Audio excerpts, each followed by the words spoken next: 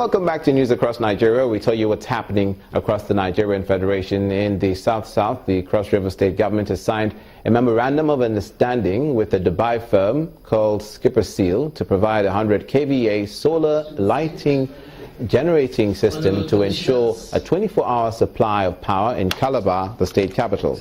The intervention is expected to serve as a grid for industrial zones across the 18 local government areas. The president of the firm gave an assurance that the construction work will start in about 2 months.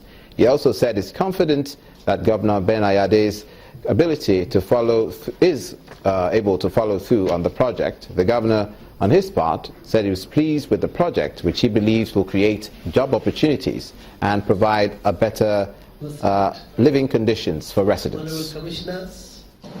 The total power requirement of Cross River State is in the neighborhood of about 120, 150 megawatts in traditional consumption. However, with the onset of this green energy coming from Skipper, with an additional 100 megawatts, we do imagine that it will definitely be selling that to the Nigerian Bulk Electricity Trading Company, because it's above the amount you can embed in Cross River State.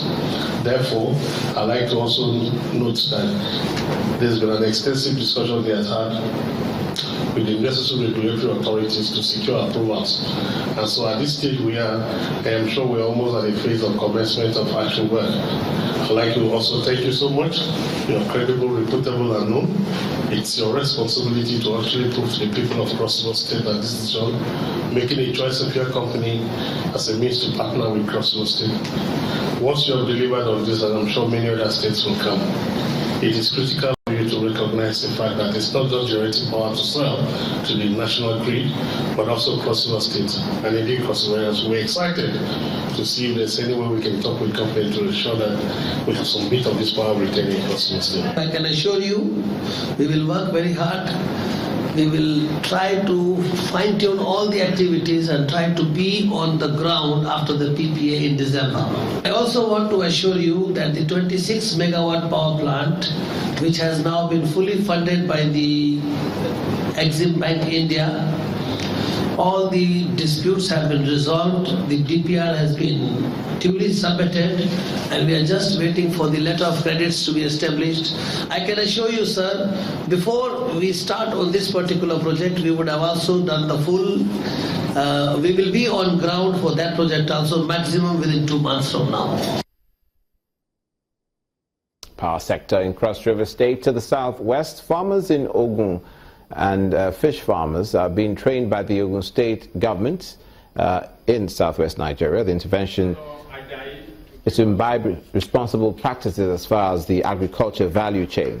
The workshop, which is being held at a farm institute in Abeokuta, the state capital, is intended to reposition agriculture from the peasantry level to a high level of profitability. The State Commissioner for Agriculture asked the farmers to form themselves into a cluster to benefit from the Central Bank of Nigeria and Ogun State government revolving loans. Usually assist our farmers via their cooperatives and cluster groups. And you heard me speak to them. I've said to them, those that are not already part of any cooperatives should immediately form their cooperative groups. And we'll guide them on what to do and how to achieve it. We're happy. The last requirement from the Central Bank for the facility, CAX facility we're about to take, was the House of Assembly resolution, and that was given yesterday. So we're on course. We know that in the next couple of weeks or months, we'll be able to start disbursing facilities to our farmers. A vessel that may be operating illegally in Nigerian waters has been impounded by the Nigerian Navy ship Beecroft and handed over to Nemasa for further investigation. The vessel, MT Redeemer, was seized with no document on board and was also not registered with the Safety Regulation Agency. While handing over the vessel, the commander, NNS Beecroft, Commodore Abraham Adaji, said the owner of the vessel is yet to come forward with proof of ownership. Investigation, it was discovered that the vessel had no valid papers, and every attempt to get the owners to bring the papers and take possession of the vessel proved abortive. The owner has been evading the Navy, and rather than come forward and present proof, of valid registration to be in the Nigerian waters, he has kept away. Any vessel that operates in the ports and in the high seas without a valid registration is susceptible to be used for illegal activities, including piracy. And these are the issues that we are contending with, not only in Nigeria, but in the entire Gulf of Guinea. These are issues that have affected even cargo throughput in our ports.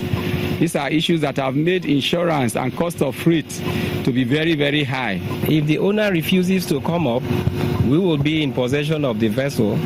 We'll put up a marine notice, giving him an ultimatum to come and appear before NIMASA to take over possession of the vessel and do what is necessary. And if he refuses to do that, the next line of action will do the needful. The vessel is, we cannot say whether presently it's a scrap, we cannot say that, but after our surveys, we'll do what is necessary.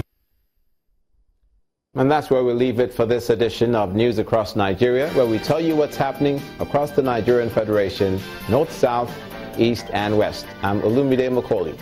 Thanks for watching.